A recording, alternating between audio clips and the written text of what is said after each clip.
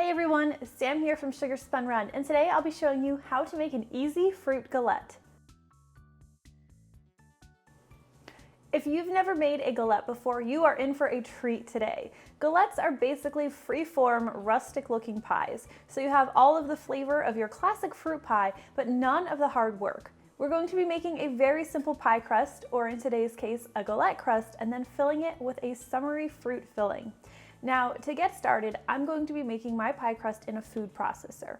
If you do not have a food processor, this can certainly be done by hand using a pastry cutter in a large bowl. That's totally fine. But if you have a food processor, it's going to make the process a lot faster and a lot easier.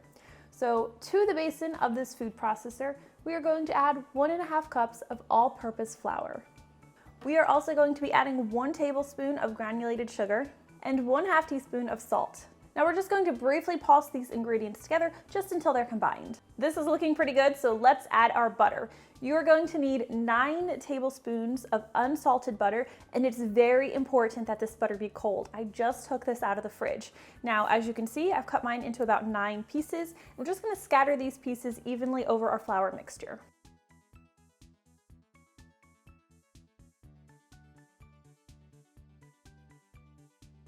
Now we'll pulse everything again until the butter is combined into the mixture and our mixture resembles coarse crumbs. As you can see, this is looking pretty good. You can still see some discernible butter pieces. That's fine. It's good to have a few butter clumps, but you want it to be pretty well incorporated. The last ingredient that we need for our galette crust is 6 tablespoons of sour cream. Now, I love this pie crust recipe or galette crust recipe. It's actually my classic pie crust that I've shared before. It's very simple, and the sour cream makes it so easy to make, and it's not going to make the crust taste like sour cream. Now we'll pulse everything together one last time until the mixture begins to clump together. So this is looking pretty good. Our dough isn't completely combined into a ball. It looks a little shaggy still, that's great. But if you take it out and if you press it in between your fingers, it's sticking together, and that's exactly what we want. So now we're going to take this dough and we're going to transfer it to a piece of plastic wrap.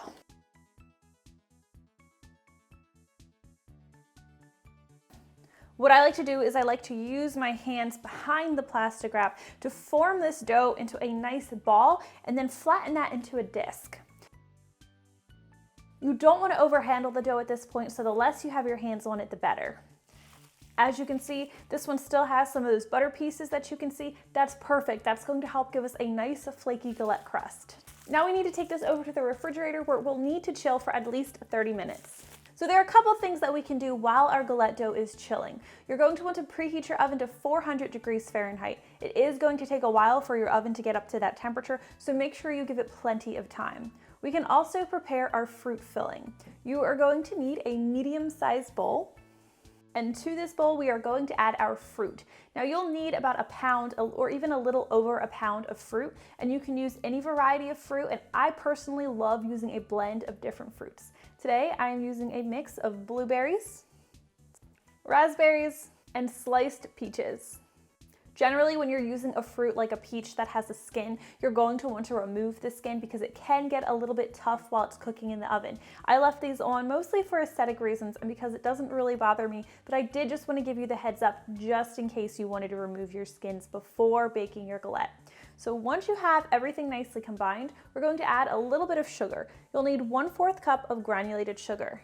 We'll also add some cornstarch. This is going to help thicken our filling, so this is going to get nice and juicy. This is going to keep it from being watery and making a mess. Now I'm using 1.5 tablespoons of cornstarch. If you're using really juicy fruits like peaches that are really ripe and really juicy, or really ripe strawberries, you might want to bump this up to 2 tablespoons.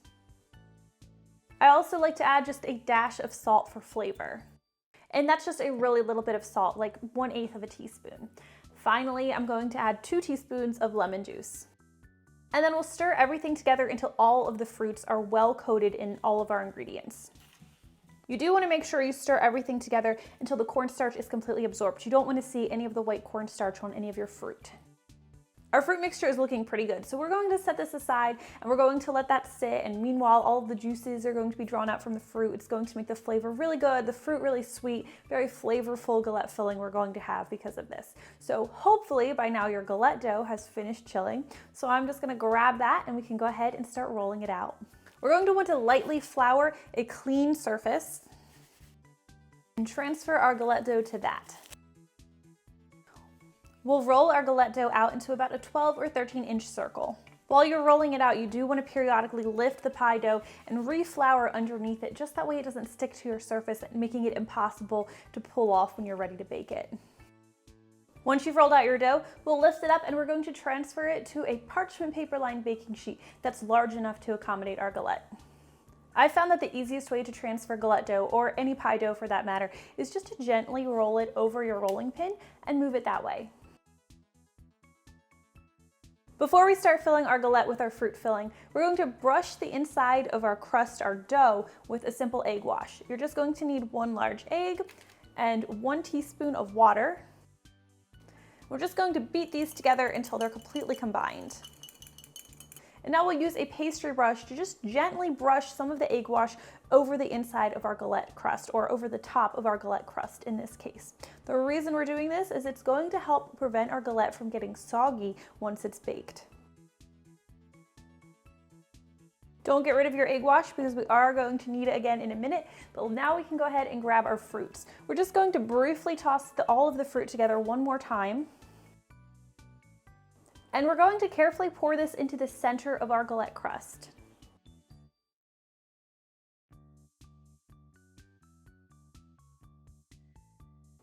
We're going to leave about 2 inches of space free around the border of the galette. That's what we're going to fold over momentarily. And you do want to gently kind of mound the fruit in the center of the galette, but you don't want it to be like a big pile, just a slight mound in the center.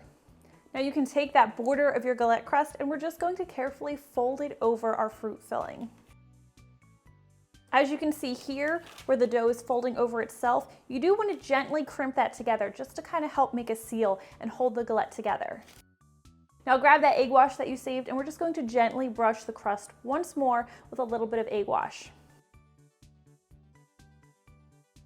Now the last thing that we need for our fruit galette is some coarse sugar. If you don't have coarse sugar or turbinado sugar, then you can certainly use regular granulated sugar. I really like using the coarse sugar. Those crystals just really adds a little extra texture to our galette and it just makes it look really nice. We're just going to sprinkle this evenly, not over just the crust of our galette, but also over the fruit.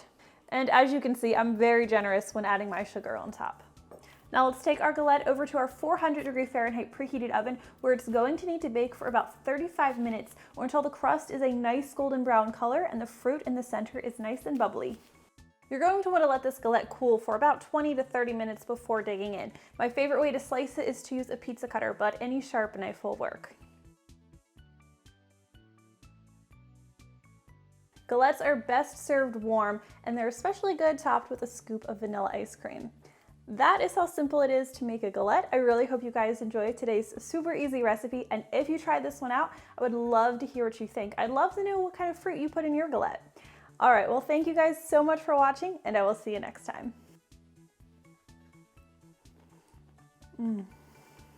Hey, if you enjoyed today's easy fruit galette recipe, I would really appreciate it if you would give me a thumbs up. Make sure to subscribe and hit that notification bell. Also, if you enjoyed today's recipe, here are a few others you might like as well.